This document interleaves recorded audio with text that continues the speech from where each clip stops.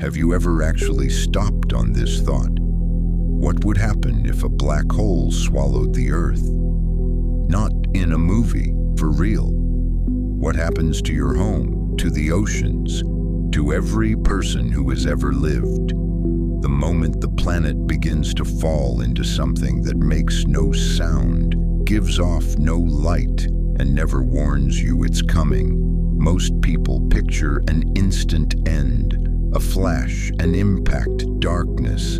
The truth is so much stranger and so much slower, because the Earth wouldn't die all at once.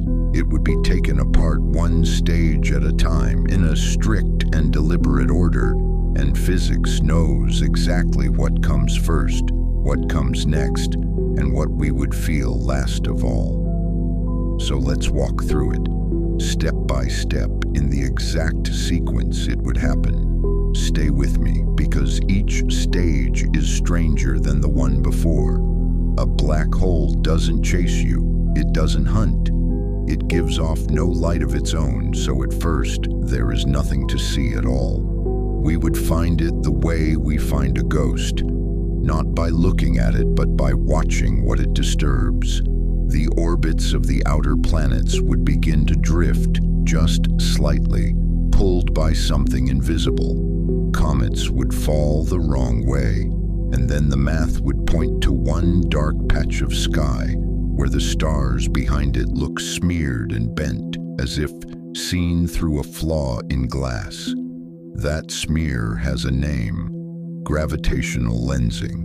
And it is the last warning the universe ever gives you, because by the time you can see it, the thing is already close.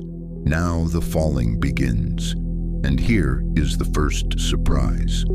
For a long time, nothing dramatic happens at all. Gravity is just gravity. The Earth isn't crushed. It's pulled into a new orbit, swinging faster and faster, like water circling a drain that has no bottom. But the changes start to creep in. The days stretch and warp. The seasons break. And the first thing we actually lose is the moon, torn loose from us, ripped out of its orbit and flung ahead into the dark, gone. With the moon gone, the tides go wild. Then the black hole takes over the tides itself, and the oceans begin to climb toward one side of the sky. But the planet is still whole, still blue, still ours.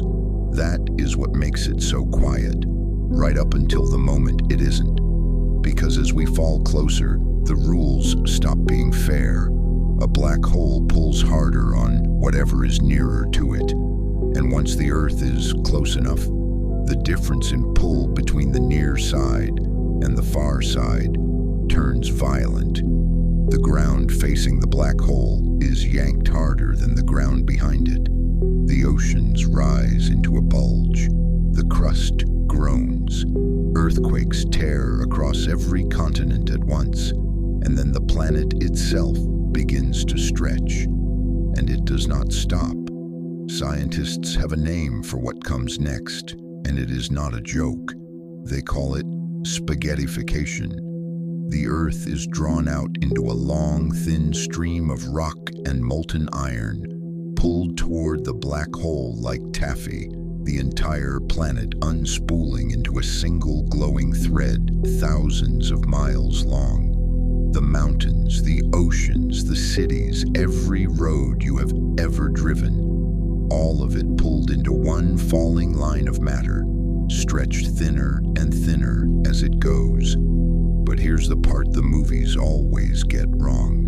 That stream of what used to be Earth does not slip quietly into the dark. It catches fire.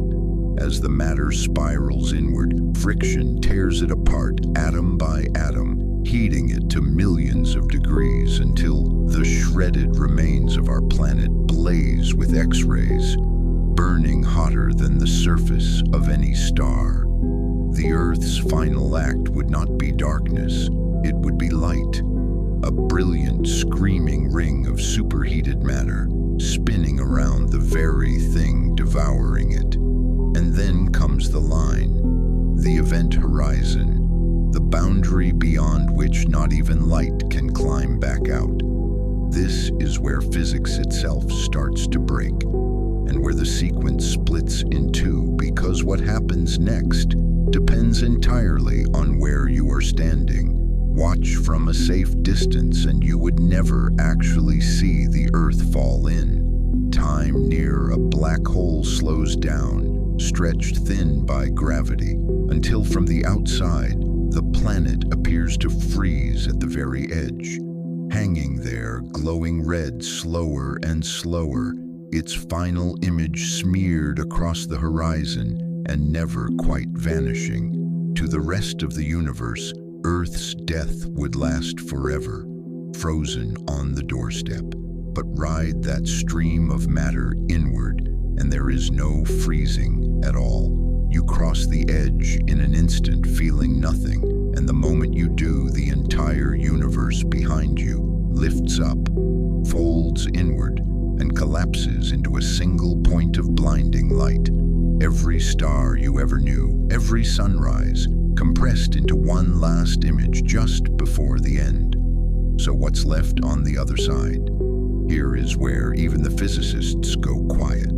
Beyond the horizon, every path through space leads to the same place, the center. A singularity where everything that was once mountains and oceans and every person who ever lived is crushed into a region with no measurable size at all.